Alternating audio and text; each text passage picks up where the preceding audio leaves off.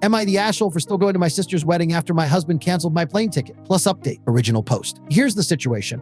My husband, 36, and I, 30, have 3 kids, 2, 4, and 7. I'm a Psalm full-time, and I take care of the kids while my husband works full-time. My sister's wedding was last week. We live hours away, which is an issue for my husband. When we first got the invite, he told me that he wasn't going, that he will stay for the kids, and suggested I do the same. Since the wedding doesn't allow kids and my husband doesn't want to hire a babysitter after the one we had robbed us. We had gone back and forth on this, but I insisted on going since that's my only sister and I want to attend what might be a once-in-a-lifetime event for her. He chuckled at my statement, then we stopped talking about it. As the wedding was approaching, he brought it up and told me to miss it and stay with the kids. I suggested that since no babysitters were allowed then, I could get my friend to stay with the kids, but he refused. I ignored him, spoke to my friend who agreed to watch the kids, and booked a ticket to travel to my sister's town in time. My husband found out and went on about how he had work and that the most logical solution is that I stay home with the kids and let him make his living. I told him that I already took care of the kids and they'll stay with my friend. Honestly, I grew impatient. The day of my flight, I dropped the kids off at my friend's place, then headed to the airport. I found out he had canceled my plane ticket. I was upset, but still insisted on going, so I went home and got into my car and drove 4 hours to get to the town. At 5 p.m., my husband called and was freaking out on me, asking where I was. I told him I made it to my sister's town,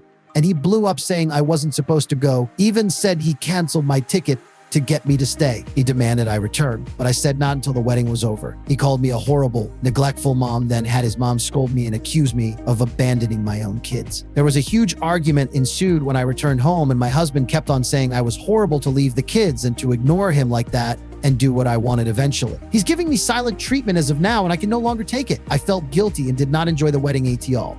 Was I wrong for still going? Comments OP replies before reading the update. Commenter, not the asshole. He's awful. It's ridiculous to suggest you missed the wedding as there were obviously childcare solutions, and to cancel the ticket is super abusive. I can't see how this doesn't cause massive damage to your relationship. He's ridiculously controlling. OP thing is I had already suggested other solutions, but he was dead set on not letting me come. I ignored him because I was at my wit's end and he wouldn't want it any other way. Commenter, horrible, neglectful mom from the man that did everything he could to not have to parent his own kids for a weekend. Your relationship is not healthy. He is manipulating and controlling. Hopefully the comments here open your eyes, not the asshole. OP is how I felt when I heard him say it. Not a new thing, though, because he has called me names before, but to say that I'm a neglectful mom, that stings hard. Commenter, financial abuse? Yep. Isolating you from loved ones? Yep. Controlling behavior? Yep. Not the asshole, and please leave the H. He should be required to give you child support and alimony. You are not neglectful. Your kids were taken care of. OP, thank you so much. The child care arrangement issue has been making my life x10 harder. After that babysitter robbed us, my husband decided that no babysitter is allowed into our home anymore. I disagreed because of how illogical his decision was, and now look at how much we're struggling. I am struggling actually without outside help. Thank God for my friend. She's like a sister to me. Commenter, you're not the asshole either way, but info, why did he have his mom berate you after he was done? You know you're not the asshole. He's obviously a control freak. And the way you said he wants to earn his money, like it's not yours, screams financial abuse. I'm honestly feeling like this is fake,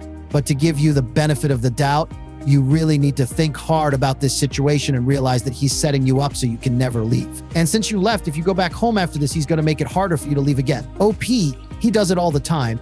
I was blamed by her when the previous babysitter robbed our house. I got called names by her and my husband too. It happened 7 months ago, but it still hurts like hell. Commenter info, do you have evidence the babysitter robbed you apart from the missing items in your husband's testimony? It sounds like he's trying to isolate and control you. It is completely unreasonable to expect your wife to skip her only sister's wedding. OP, no, I wasn't home when it happened. It was after the babysitter left that my husband discovered the robbery. We never found the stuff, but my husband said it was her because who else could it be? And then kicked her out even though I was the one who hired her. He told me he was the one paying her, so I shouldn't protest. That's it. It happened months ago. Now for the updates. Info, my husband dislikes my sister if it's relevant. Update 1. So a lot of people on here brought up the possibility of my husband lying about the robbery that happened months ago and accusing the babysitter of stealing just so I can't hire any other babysitters. He was the one who discovered the robbery. I never saw or talked to her after he kicked her out. Upon reading the comments, I'm now suspecting that he made this whole thing up. I'm going to contact the babysitter to get the whole story from ... Hopefully, I'm wrong, but I will talk to her and see if her story contradicts his in any way. Update 2. I contacted the babysitter via social media. I sent her a direct message telling her who I was and mentioning the incident that happened at our home. I didn't think she'd respond given that it's been over 7 months since she left us, but I was surprised when she responded in 2 hours. I, again, mentioned the incident to her and asked if she could explain to me what happened. She sent me a long wall of text swearing she never took anything from our home and that my husband came home and was lashing out at my kids for no reason. She said that they didn't talk to him that day, but then brought up a previous interaction they both had. Then she claimed that he touched her inappropriately while he was in the kitchen with her. This caught me off guard. I asked her to expand on that, and she said she wasn't sure it was an accident or that he did it deliberately. She said he didn't say anything, but his looks made her uncomfortable. She also said she was willing to let it go till she saw that he started leaving her texts days later demanding she respond to him. Then the day he accused her of the robbery, he just lashed out at her criticizing her work and then told her to leave and not come back. She said he didn't accuse her of anything being stolen, just lashed out and told her to leave. I couldn't wrap my head around this. I don't know what to say. Basically, she was saying he tried to hit on her, but then said she wasn't sure it was an accident. Then he just all of a sudden came home one day and lashed out, then told her to leave. I can't make sense of this. I went to try to speak to him about that, but he kept blocking my attempts to discuss it, so I blew up,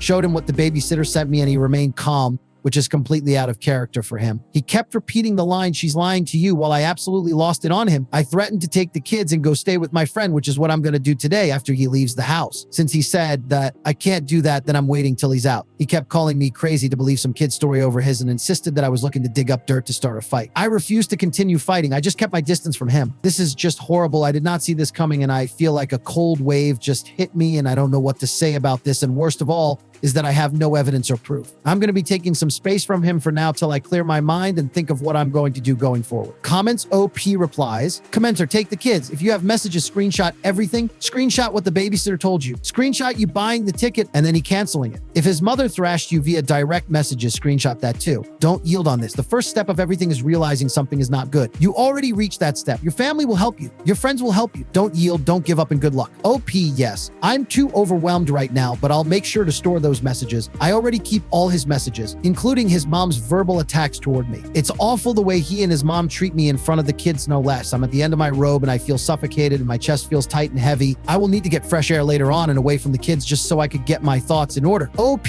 I fully believe and I'm now convinced that the reason he canceled the plane ticket and went ballistic when I attended the wedding is because he hates my sister. He calls her a slut on the regular and yells at Emmy about how she sleeps around, which is none of his freaking business. And I'm just so mad at myself for letting him get this far and humiliating me and bad-mouthing my family while I stood there and took it. I was an idiot. Commenter, I wouldn't be shocked if he hides your keys or otherwise makes your car inoperable so you can't go anywhere. If that happens, phone a friend, call a cab ride share, and I will personally Venmo you money to get away. When you leave, take important documents, birth certificates, social security card, sex card with you. Hide them. Does he know where your friend lives? If so, try to find another friend that he doesn't know. His calmness is terrifying. Calm before the storm. If it even begins to escalate, call the police for an escort. OP, does he know where your friend lives? If so, try to find another friend that he doesn't know. He does. And I'm worried he will come to her house where the kids and I will be staying after he finds the house empty. Honestly, I'm not sure how I'll act if I see him there. I might just lose my temper. Commenter, have you any family members, friends you can call to be with you for when you take the kids just in case he stops remaining calm? OP, no. I'm waiting till he's out, then I will leave with the kids. I had done it before. He couldn't do anything about it but make empty threats. Story 2. Am I the asshole for immediately donating the gifts my stepmother bought for my children? Original post. I am 34.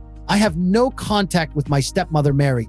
Long story not worth explaining. Edit, I loosely explained in a comment. It's been 5 years since I cut her off from my and my family's lives. As such, she hasn't seen my son 8 male since he was 3 years old, and she's never met my daughter 4 female. Throughout the years, she has attempted to contact me and my kids several times. My father used to help her sometimes. He'd tell me how awful she felt, how much she wanted to meet my daughter, and that the kids needed their grandma. I've never considered her a grandparent, as both my mother and mother-in-law are active in their lives. Several fights later, my father apologized and stopped assisting her, but Mary still tries to get in touch with me every now and then. I always state I have no interest in seeing her or allowing her to be a part of my children's lives. My son's birthday was in September. The day of, neither of my kids were home. A large box was delivered to our building. I opened it to find more than a dozen new toys for my children, along with a note that read, "Grandma Mary loves you both." As I later found out, she had bought the toys on a recent trip to the US. I couldn't think of that as anything besides a manipulation tactic. My children are barely aware that she exists. Why would she send them both a box full of toys on my son's birthday? I also think she planned the delivery for a time she thought the kids would be home so that they'd see the toys immediately. Either way, my husband and I decided not to keep any of the toys. We donated them all throughout October. The kids never saw any of them. Last week, my father called me. He said Mary had just told him about the toys and wanted to know whether the kids liked. I told him the truth and we had an argument. My father called me cruel and ungrateful for what I did. He said he understands Mary and I don't get along, but she still cared enough to spend hundreds of dollars on a loving gesture for my children, and the least I could have done was let them know about it. I honestly couldn't imagine keeping those toys, but I'd be lying if I said the amount of money spent on them didn't make me feel guilty. Am I the asshole? Comments OP replies before reading the update. Am I the asshole has no consensus bot. OOP was not the asshole. Additional information from OOP regarding Mary's behaviors. OOP, to name a few things she did. Mary tried to convince my father to make me stop eating dinner so that I'd lose weight. She made several detrimental comments about my body while I was going through puberty. Whenever me or my sister got sick, she claimed we were faking it. Neither of us ever faked an illness. I once got sick while home alone with her, and it took me throwing up 3 times before she agreed to call my father. On one occasion, my sister got sick and she pretended to get sicker. Whenever my sister and I failed to accomplish something, she'd insult our intelligence. Whenever we succeeded, we had gotten lucky. We weren't allowed to say anything even remotely negative about Mary, or she'd have a breakdown. I once said she looked more like one movie character than another, and she started crying. I was 12, and this was the same woman who implied I was fat on an almost daily basis. I don't like talking about this, though therapy has been helping, which is why I didn't give examples originally. Relevant comments. OOP provides more details on why Mary did not deserve a second chance of having a relationship with her. OOP, the long story is essentially my entire childhood. Having had her in my life when I was a child, I don't think Mary should be around any children, period. She was horrible to me when I was young because I refused to pretend she was my mother. I've been in therapy for years, and it's still hard to talk about how she treated me. I feel like allowing her to be a part of my adult life at all was already giving her a second chance. I cut her off for good when she threw a tantrum because I hadn't taught my son to call her grandma. His wife treated me like crap for almost 15 years, and I never cut him off. It wasn't a gesture of goodwill. It was an attempt to gain access to my children. And I didn't throw it back in their face. If my father hadn't asked, I probably wouldn't have said anything. Commenter 1. Not the asshole. Mary knew exactly what she was doing, as she's been doing this stuff for at least 5 years. What you decided to do with the toys a stranger attempted to give your children was donate them back to people in need. Some might throw them away, but you put the toys to good use. It might be time to go low contact with your dad. If he can't respect your boundaries as well, now contact with your stepmom. Tell your father if her behavior does not stop immediately, then you'll have to reconsider how much contact you'll have with him. Keep protecting your children.